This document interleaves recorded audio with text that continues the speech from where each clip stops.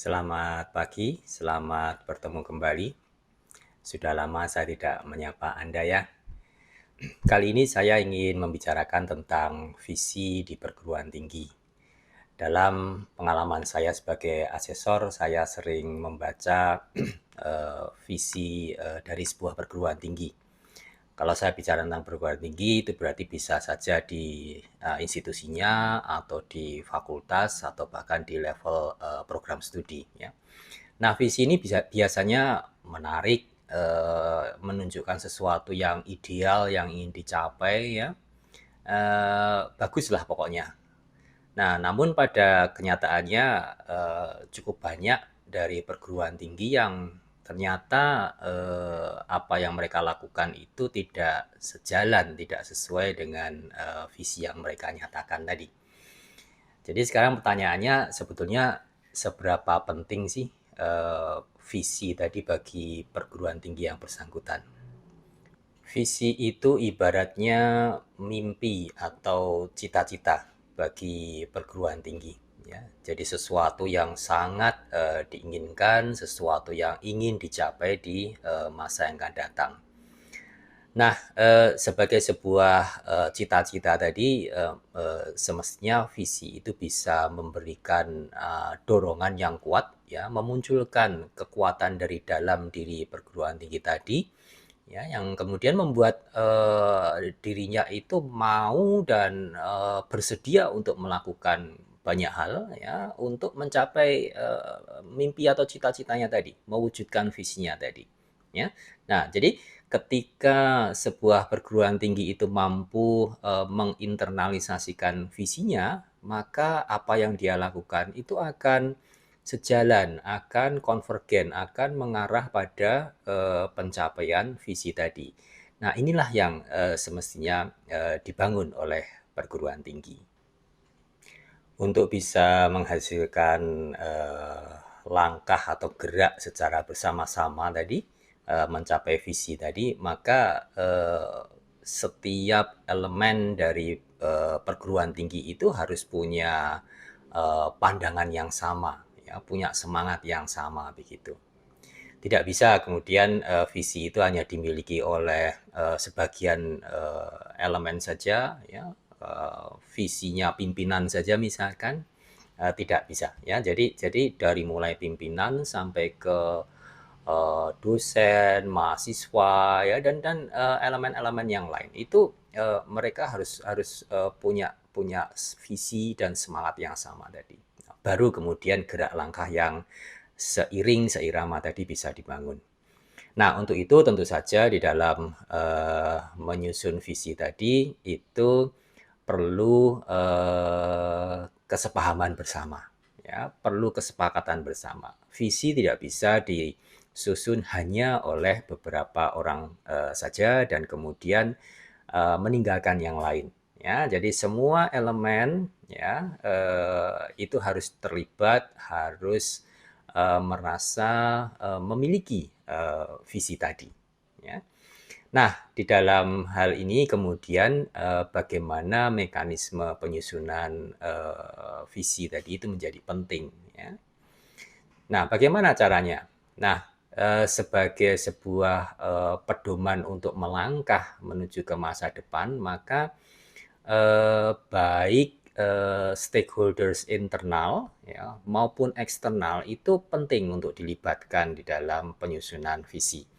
Ya, nah stakeholders internal ya, unsur pimpinan, kemudian dosen, mahasiswa, tendik ya, itu juga juga apa namanya, perlu terlibat dan mereka, bisa menyuarakan ya, pandangan mereka, pendapat mereka tentang keinginan masa depan mereka tadi, ya.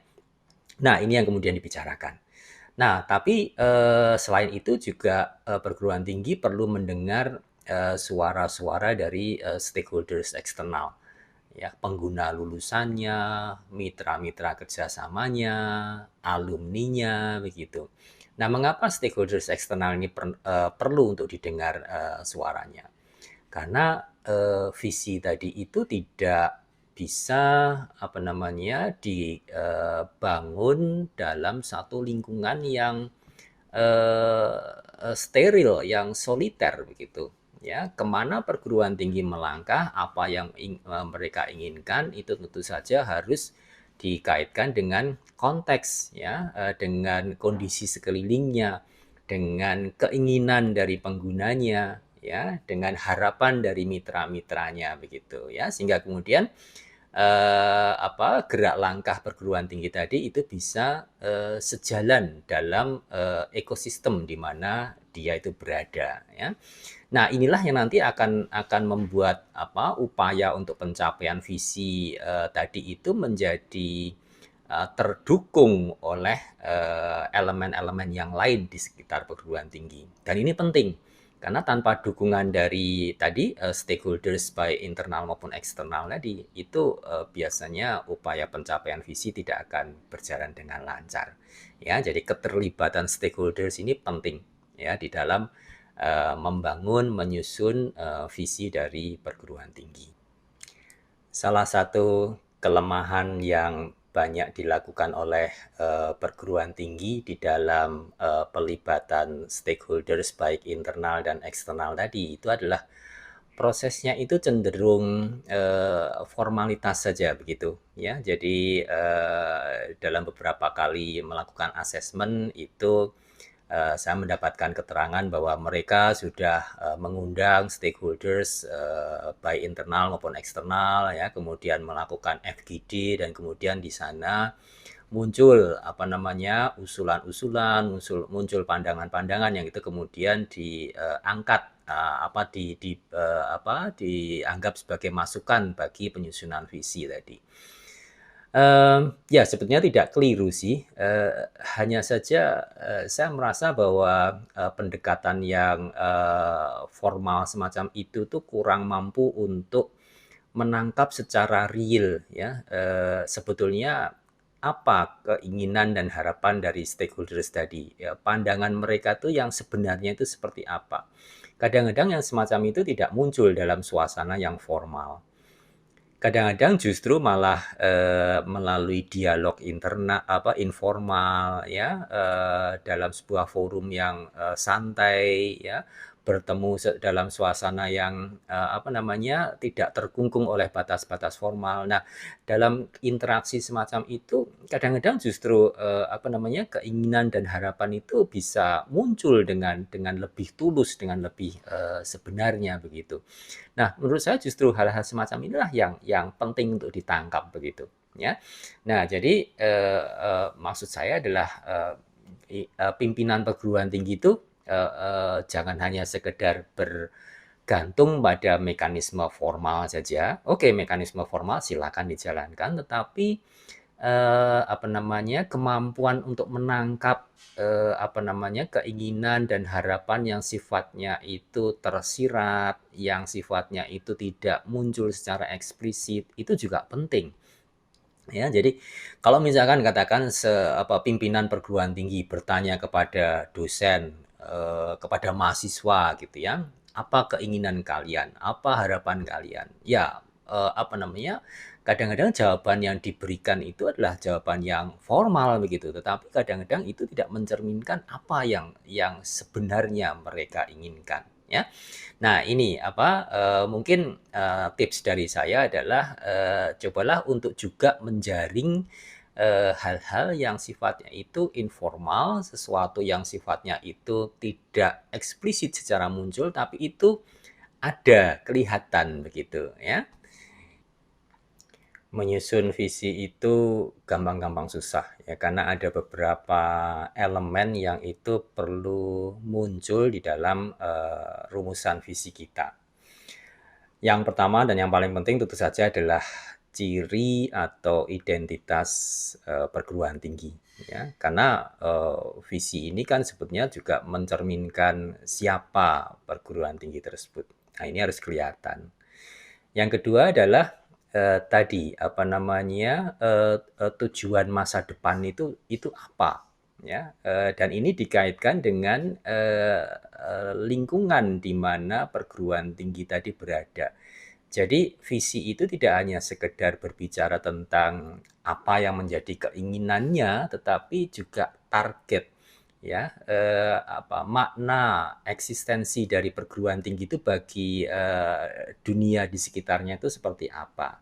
Nah, ini juga harus kelihatan ya, karena ketika, sebuah keinginan, atau tujuan tadi itu tidak dikaitkan dengan, makna eksistensialnya tadi, maka visi itu kan menjadi kosong, tidak tidak bermakna. Itu hanya akan bermakna pada dirinya sendiri, ya. Nah, itu kurang baik, ya. Nah, yang ketiga tentu saja adalah tadi keinginannya itu apa? Jadi sesuatu yang berasal dari dalam yang memang ini menjadi driver, menjadi pendorong bagi perguruan tinggi tadi untuk mencapai visinya tadi. Ya, nah, jadi bagaimana kemudian kita menangkap esensi dari tiga hal tadi. Yang pertama adalah identitas dari perguruan tingginya, kemudian yang kedua adalah targetnya, ya, siapa gitu, dan yang ketiga adalah apa yang menjadi keinginan kita. Nah, bagaimana kemudian merumuskan tiga hal ini dalam sebuah kalimat yang jelas, kalimat yang ringkas, ya, tidak multi interpretatif, ya. Itu yang seringkali menjadi tantangan di dalam penyusunan rumusan visi. Dan satu hal lagi yang sangat penting di dalam penyusunan visi adalah realistis, ya. Aspek realistis ini menjadi sangat penting karena visi ini bukan hanya sekedar mimpi yang kemudian hilang begitu saja. Visi itu adalah cita-cita yang harus bisa dicapai atau diwujudkan, ya. Nah, jadi realistis itu adalah sesuatu yang menghubungkan antara kondisi perguruan tinggi hari ini dengan cita-citanya tadi, ya. Nah, arti dari realistis itu adalah perguruan tinggi itu harus mampu untuk menyusun langkah-langkah atau perjalanan, ya, dari saat dimana dia berada hari ini, ya, sampai ke cita-citanya yang diinginkan di masa depan tadi, ya. Nah, ketika jalan itu bisa disusun, bisa diperkirakan begitu, nah itu menunjukkan bahwa visi tadi itu realistis, ya. Nah, ini kira-kira yang bisa saya sampaikan terkait dengan visi perguruan tinggi. Moga-moga ada manfaatnya, dan setelah ini kita akan berbicara tentang bagaimana sebuah perguruan tinggi bisa menyiapkan tadi perjalanan untuk mencapai atau mewujudkan visinya. Terima kasih.